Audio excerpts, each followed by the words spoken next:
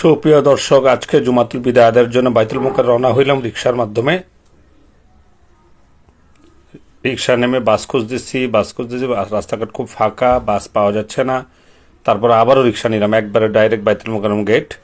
রিক্সাতে চড়তে ভারী লাগে, ঢাকা এখন ফাঁকা, দেখেন আশেপাশে কোনো গাড়ি ঘোড়া নেই। এসে গেলাম বাইতুল মোকাররমের গেট, ঈদ মোবারক লেখা।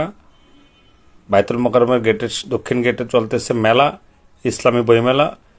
অনেক সুন্দর বই পুস্তক এখানে পাওয়া যায়, টুপি, আতর, তসবি, জায়নামাজ সব পাওয়া যায় বাইতুল মোকাররমের দক্ষিণ গেটে। খুবই চমৎকার পরিবেশ, দেখে অনেক ভালো লাগলো। অনেকক্ষণ এখানে ঘুরলাম, ঘুরে আশেপাশে দেখলাম, দোকানগুলো ভিডিও করলাম, যা আপনাদের দেখাচ্ছি।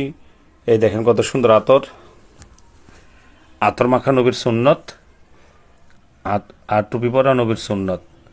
এগুলা, এই দুইটা জিনিস ঈদ আসলে লাগবেই মুসলমানদের।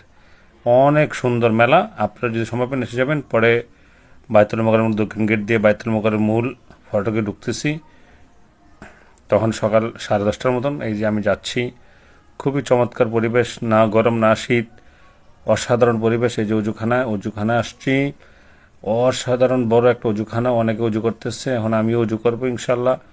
অজু করে পবিত্র হয়ে তারপরে ভিতরে যাব। অজু করে ফেলেছি, এখন আমি ভিতরে যাচ্ছি। এই যে এখনও অনেক লোকজন আসে নাই, কিছু মুসল্লি এসে গেছে, মাত্র বাজে 10:30 11টা। এর মধ্যে দেখেন অনেক মুসল্লি এসে গেছে, মুসল্লিরা এসে বসে রয়েছে, কারণ আজ জুমাতুল বিদা। পরে আসলে ভিতরে জায়গা পাবে না, তাই সকালেই অনেক এসে গেছে, আমিও এসে গেছি। এই যে আমার বড় ভাই মোহাম্মদ আনসার উদ্দিন সাহেবের সাথে দেখা ওই বাইতুল মোকাররম মসজিদে।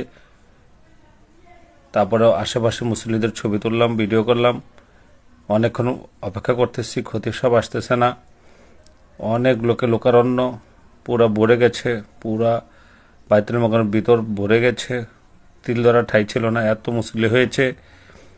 অনেকক্ষণ বসে থাকলাম, জিকির আজগার করলাম, নফল বন্দেগী করলাম, তারপরে মুসল্লিদের ভিডিও করলাম, তারপরে সুন্নত পড়লাম। সুন্নতের জন্য সবাই দাঁড়িয়ে গেল, দেখেন সবাই সুন্নত পড়তেছে, আমিও সুন্নত পড়লাম। পড়ার পরে আশেপাশে মুসল্লিদের ভিডিও করলাম। অনেক ভালো লাগলো আজকের এই জুমাতুল বিদা আদায়ের।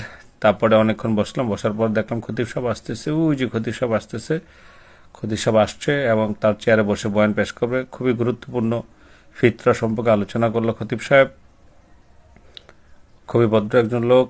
খতিব সাহেবের আলোচনা শুনলাম, শোনার পরে ভালো লাগলো। তারপরে নামাজের জন্য দাঁড়িয়ে গেলাম, মাঝে খুতবা হয়েছে, খুতবাটার ভিডিও করতে ভুলে গেছি। এই যে আমরা জুমার নামাজের জন্য নিয়ত করিলাম, অনেক লোক হয়েছে।